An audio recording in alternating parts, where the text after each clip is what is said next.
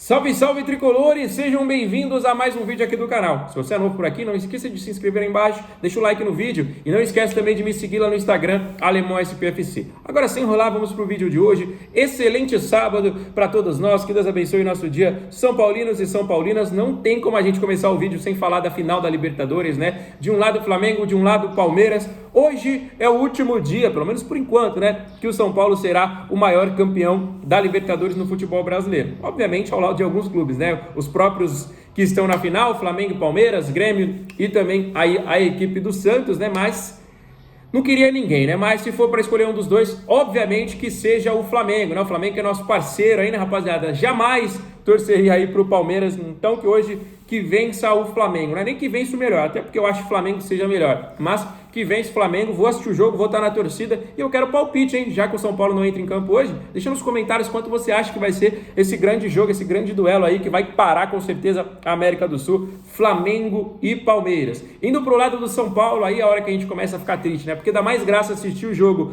de outros times do que do nosso tricolor. Crise completamente instaurada, dependemos ainda de outros resultados, não depende só da gente, para a gente ir para pré-Libertadores, né, rapaziada? Então dependemos de outros resultados para ir para pré-Libertadores, remar um pouquinho para tentar chegar na fase de grupos, que 2026 seja um ano totalmente diferente do que foi esse ano. E já vamos começar com prováveis nomes chegando. Matias Rojas, vocês lembram dele? Aquele mesmo, ex-Corinthians, aquele cara que tem uma pancada de fora da área, recentemente esteve até no Inter Miami, jogando ao lado do Messi, exatamente, Matias Rojas e Messi fizeram alguns jogos juntos, gols e assistências um para o outro, né, e o jogador acabou nesse momento livre no mercado e foi oferecido ao São Paulo Futebol Clube por meio de intermediários. O jogador teria interesse em retornar ao futebol brasileiro e está livre e aberto à proposta, né, os seus intermediários ofereceram ele ao São Paulo, mas neste momento nada muito avançado, né? O São Paulo aguardando aí esses dois últimos jogos, essa definição para saber se joga a Sul-Americana ou se vai de fato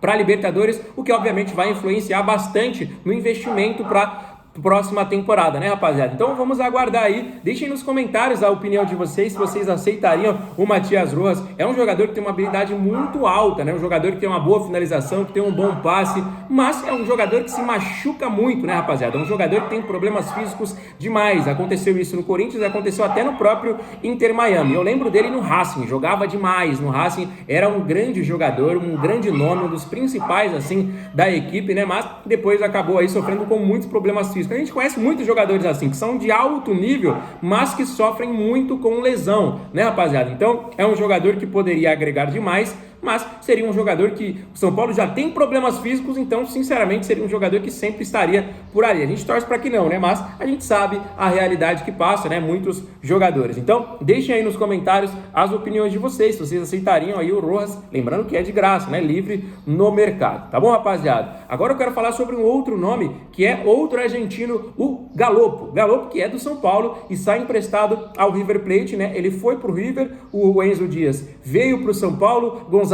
Tapia veio para o São Paulo, então foi meio que uma troca ali de negociações, todos por empréstimo, né? Acontece o seguinte, o Galopo, assim como o Enzo, tinha algumas metas estipuladas. A diferença é que o Enzo atingiu a meta de obrigação de compra. Já o Galopo ficou faltando 5 minutos para ele atingir a obrigação de compra. Com isso, o River pode contratá-lo, mas não é obrigado. Por enquanto, o River está passando por uma reformulação. Pode ser até que não jogue a Libertadores na próxima temporada. Jogadores históricos lá, né, com a camisa do River, vão deixar o clube para 2026, então vai acontecer uma reformulação. Ainda não está definido. Algumas notícias informaram que o Galopo estaria de saída do River. Algumas outras notícias informaram que o jogador estaria voltando aí para o São Paulo, outras notícias de que o jogador permaneceria, então tem muitas informações neste momento na imprensa argentina. O São Paulo obviamente está de olho e obviamente vai ter uma tratativa com o Crespo, né? Quando o Galopo saiu não era o Crespo o treinador do São Paulo, então o Crespo pode falar, não, gosto do jogador, vai ser bem-vindo, ou o River Plate pode falar, não, mesmo não sendo obrigado, vamos contratar, vamos negociar, ó, você tá com Enzo Dias aí, tá com Tapia, então fica todo mundo em definitivo, o Galopo fica aqui em definitivo, Enzo fica aí, Tapia fica aí, deixa aí nos comentários comentários o que você acha sobre esta possibilidade de negócio, né, rapaziada? Então, mais uma vez, peço a opinião de todos vocês. São Paulo, né, que resta agora 2 jogos para encerrar o Campeonato Brasileiro, tá atento a tudo isso aí, mas obviamente com foco no Internacional, que é o nosso próximo adversário. São Paulo e Inter vale muito, não só pra gente, né? O São Paulo tá tentando manter essa 8ª colocação, muitos times estão encostando ali, mas vale muito pro Internacional também. Hoje o Inter pode entrar na zona de rebaixamento caso o Vitória vença, né? Hoje tem Vitória e Mirassol. Se o Vitória ganha o jogo de hoje, o Inter entra na zona de rebaixamento, restando 2 jogos para acabar o campeonato. Um deles contra o São Paulo. E o outro jogo contra o São Paulo vai ser contra o próprio Vitória. Então, São Paulo vai enfrentar 2 equipes desesperadas para fugir do rebaixamento e se manter na Série A na próxima temporada. Então, vai ser um jogo muito difícil para a gente. A gente sabe que é muito complicado. Já temos 2 equipes confirmadas no rebaixamento, né? O Sport já faz tempo e ontem foi confirmado o rebaixamento do Juventude, um clube que eu gosto demais, torcia pelo Juventude, né? Mas infelizmente não deu, né? Ano passado até conseguiu escapar, mas esse ano acabou que o Juventude já está rebaixado e restam 2 vagas. Tem muito time brigando ali, né? O Fortaleza, o próprio Vitória, o Internacional, o Santos, Ceará. O São Paulo vai encarar 2 desses times, então será duelos completamente complicadíssimos pra gente, contra o Inter na Vila e contra o Vitória lá. No último jogo, Vitória jogando a vida, o Internacional já vai jogar a vida, então o São Paulo não vai ter jogo fácil, por isso que eu tô falando sobre isso. São Paulo não vai ter vida fácil para se manter nessa 8ª colocação. Nós não estamos tranquilos, né? Tem muitos times ali, Bragantino, o Vasco goleou ontem, aí tem o Corinthians, aí tem o Grêmio, né, que venceu, né, rapaziada? Então, são muitos times ali com pontuação parelha, né? Vai ficar muito difícil essas 2 rodadas, mas sinceramente estou muito esperançoso para saber como é que o São Paulo vai terminar esse ano. A gente já está no fundo do poço, mesmo a gente estando ali em 8º, né? Se pegar, o São Paulo está em 8º, mas se a gente pegar os bastidores, se a gente pegar o fora, o extracampo, São Paulo está no fundo do poço, rapaziada. São Paulo está literalmente no fundo do poço, é um clube que a gente não vê saída, né? Porque se a gente fala assim, não, tá jogando num 3-5-2, mas se a gente colocar uma formação assim, esse jogador aqui, esse jogador ali, desse jeito aqui, não sei o que, nada tá dando certo pra gente. A gente ganha um jogo, vencemos o próprio Juventude que acabou sendo rebaixado, ganha um outro jogo ali, um jogo aqui, vencemos o próprio Vasco lá no Rio de Janeiro, mas é uma situação completamente complicada, é uma coisa que envolve muito mais do que treinador, muito mais do que formação por jogo, envolve o departamento médico, envolve diretoria, envolve o conselho do clube, envolve lá dentro, né? Então, a gente sabe que a situação do São Paulo é muito maior do que os 11 jogadores que vão entrar em campo contra o Internacional na próxima partida e os 11 que vão entrar em campo contra o Vitória. A gente nem sabe se a gente vai ter jogador à disposição, porque todo jogo um machuca, 70 ausências na temporada é uma coisa que eu sinceramente nunca tinha visto. Pode falar de calendário, pode falar do que for, mas o calendário é igual para todos os clubes aí do futebol brasileiro. Palmeiras e Flamengo estão aí na final da Libertadores, tem clubes que estão jogando ainda na Copa do Brasil. São Paulo está só jogando brasileiro já faz um tempo, né? A gente já foi eliminado da Copa do Brasil e da Libertadores já tem um tempinho.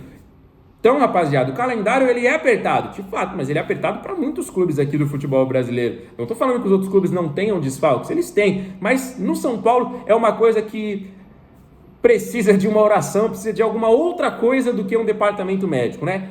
Para mim, já falei minha opinião em todos os últimos vídeos, repito aqui para quem não viu, demite todo mundo, começa do zero, manda todo mundo embora, do cargo mais simples ao cargo mais alto, seja o fisioterapeuta, sei lá, tem nível 1, 2 e 3, manda os 3 embora, o médico, manda todo mundo embora, o cirurgião, manda todo mundo embora, manda tudo embora, começa pela diretoria também, vai embora todo mundo, separa clube, separa social, porque essa parte social, essa parte política está acabando com o São Paulo. Essa parte aí de social, conselho, não sei o que, tá acabando com o São Paulo Futebol Clube. Tem que, mano, pra mim, a SAF seria uma solução, profissionalizar seria uma solução, começa do zero, senão São Paulo vai passar os seus piores anos da história. Olha o que eu tô falando, muitos clubes já passaram pela Série B, o São Paulo nunca chegou nesse ponto, mas nós estamos pavimentando a estrada para ir para lá, porque outros clubes estão pavimentando a estrada para jogar Libertadores, para ser campeão brasileiro, para ser campeão de Copa do Brasil, para investir, enquanto São Paulo está pavimentando a estrada para baixo. Então, rapaziada, nós estamos indo no caminho contrário, não é o caminho que merece a instituição São Paulo Futebol Clube. Vamos acordar para a vida. A renovação tudo, a reformulação precisa começar de hoje, senão São Paulo vai piorar. Esse 6-0 ficou escancarado tudo o que acontece dentro do nosso clube, tá para o mundo inteiro ver. Então, que seja o início de uma nova página, que seja o início de uma nova história com a nossa equipe. Fechado? Se você concorda comigo, deixa o like nesse vídeo, deixa os comentários aí. Se você não concordar, também não tem problema nenhum se você deixar seu comentário com a sua opinião. Fechou? Se você ainda não é inscrito, já se inscreve no canal. Todos os dias, vídeo novo com as informações do nosso tricolor. Volto amanhã com muitas novidades. Fiquem com Deus. Abraço e valeu!